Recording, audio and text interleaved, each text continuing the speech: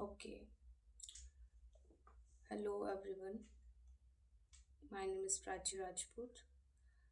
So आज हम बात करेंगे बहुत इम्पोर्टेंट टॉपिक जो आज की जनरेशन के लिए बहुत ज़्यादा इम्पोर्टेंट है. That is stress over thinking. कैसे इस प्रॉब्लम को सॉल्व कर सकते हैं हम, आज हम इस पे बात करेंगे. सो सबसे पहली बात तो ये है कि find out the reason that why you are in stress. ऐसी क्या बात है जिसकी वजह से आपको स्ट्रेस हो रहा है. What is the reason. सबसे पहले उस चीज़ को फाइंड आउट करो. उसके बाद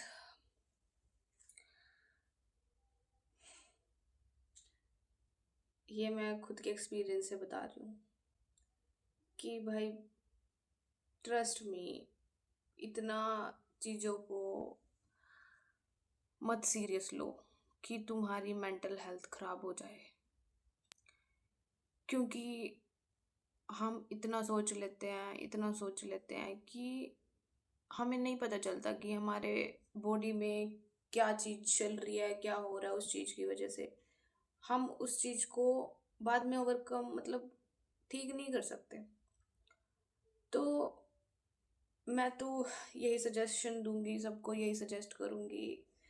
please don't be over think. Please don't over think. Over thinking मत करो. ये आपको अंदर ही अंदर खा जाएगी. ओवर थिंकिंग और स्ट्रेस. आपको पता है कितनी प्रॉब्लम्स होती हैं ओवर थिंकिंग और स्ट्रेस की वजह से.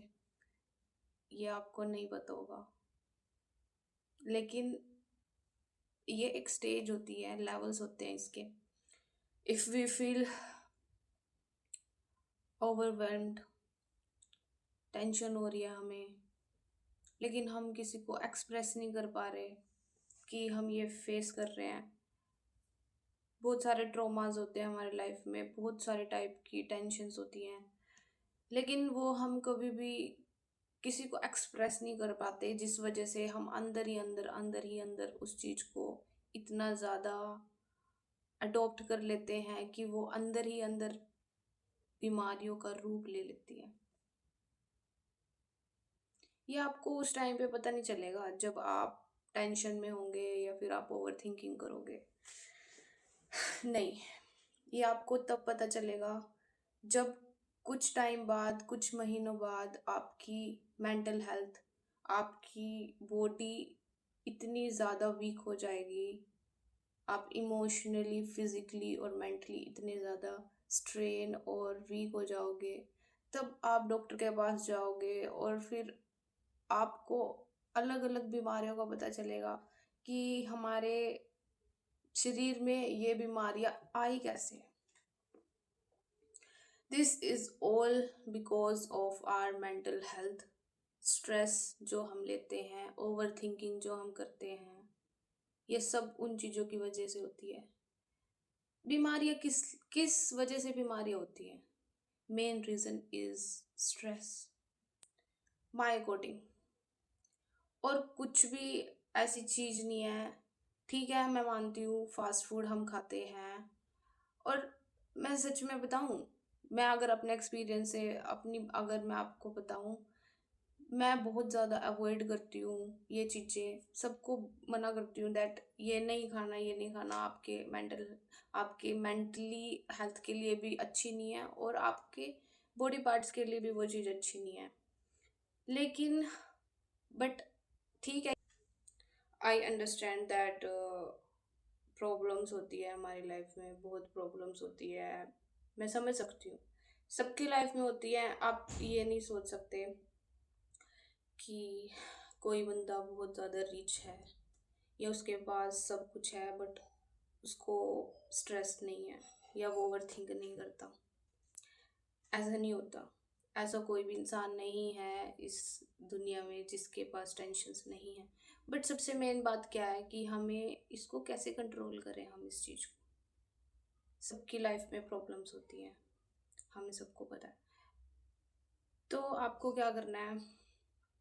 सबसे मेन बात तो ये है, अपने दिमाग को शांत रखो।